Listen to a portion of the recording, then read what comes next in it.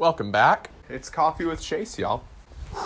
Elephant in the room. It's been a couple of days since I posted one of these. If you'll remember from the last episode I put out, I was on my way down to Louisville for a weekend of touring distilleries and doing whiskey tastings with my parents and some of their work friends. We just got back. I had every intention of being able to film on the go while I was there, and it just didn't happen. We really were doing tastings and driving to distilleries from 8 a.m. until like midnight the past 2 nights, which was crazy. So many distilleries to go out and tour and really, really great whiskeys to drink. I just didn't have the time to film one. Couldn't get alone for a few minutes to do it.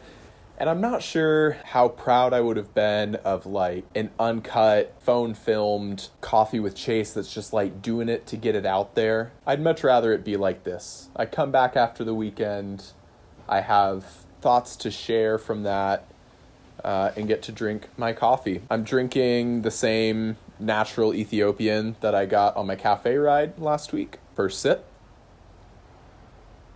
Wow, that coffee's changed a lot. Natural process coffees are interesting because as they age and oxidize, there's something that happens where they go from acidic and vibrant and fruity to savory and umami. And I don't really know why, but it's just an interesting thing about natural process. So if you've really enjoyed a natural process that's like fruity and floral and crazy to drink, you got to drink it quick, like within a week of opening. Otherwise, you'll start losing a lot of those aromatics pretty quickly. Interesting to taste nonetheless. I'm drinking fully caffeinated coffee, even though it's like 6:45 right now, and I typically cut myself off from caffeinated coffee at like 4 o'clock. But tomorrow night, I'm gonna do my first night shift at the hospital for clinicals.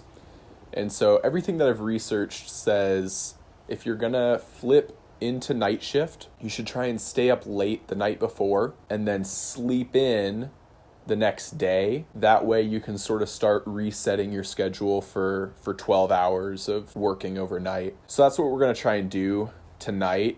Even though it's 6:45, I'll probably try and stay up for at least the next 6 or 7 hours before going to bed and in preparation for that. Today, coming off the back of a wild weekend of whiskey tasting, I wanted to talk about overconsumption because it was very readily apparent over this weekend with my parents and some of their friends. A lot of times when we think about overconsumption, it's in the context of like college students drinking cheap alcohol and just for like the purpose of getting drunk.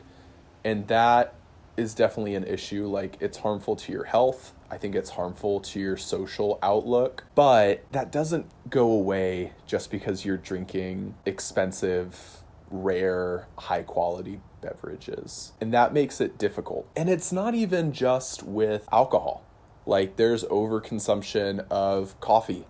Like, I've definitely gone to coffee events where I have had way too many in one day. And that's just because like you want to taste it all. And the same could be said about this past weekend where we had at least 3 distilleries on the books for each day. And at those distilleries, we were tasting 5+ whiskeys and doing comparative tastings back and forth. And maybe we were visiting their bar to check out their cocktail program on the bus in between these distilleries, because a lot of them were like 45 minutes apart of driving. On the tour bus, people are cracking open bottles from their hometowns that they want to share. And so over the course of the past few days, I feel that I've drank far too much.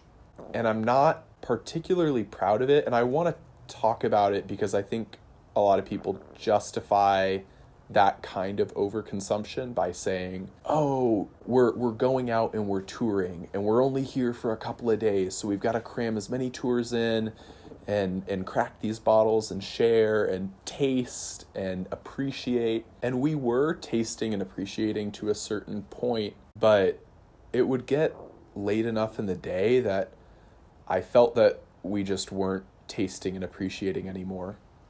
And certainly by the end of the weekend, I feel like my palate is burnt. I was tasting so many whiskeys straight from the barrel that were really high proof and had tons of flavor, but I could like hardly compare them by the end of the day because my palate was so worn out, and I think mentally I just wasn't there from consuming so much. Yeah, I just wanted to talk a little bit about overconsumption because I don't want to feel like it is okay to overconsume just because it's being done under the guise of appreciation and connoisseurship, because I'm not sure it's really all that much better than, you know, a bunch of college kids drinking jungle juice until they pass out.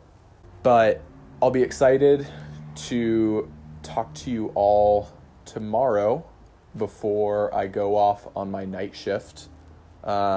After this coffee, I'm going to whip up a quick dinner and then go meet Michael Pappas at the skate park. So I cannot wait to skate with him a little bit and talk to him about his short film that he just put out.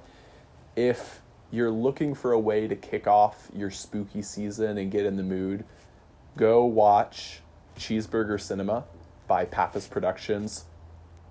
It's just a quick short film, but it got me in the mood for spooky season. So thank you, Michael. I've got one last sip of espresso. Cheers.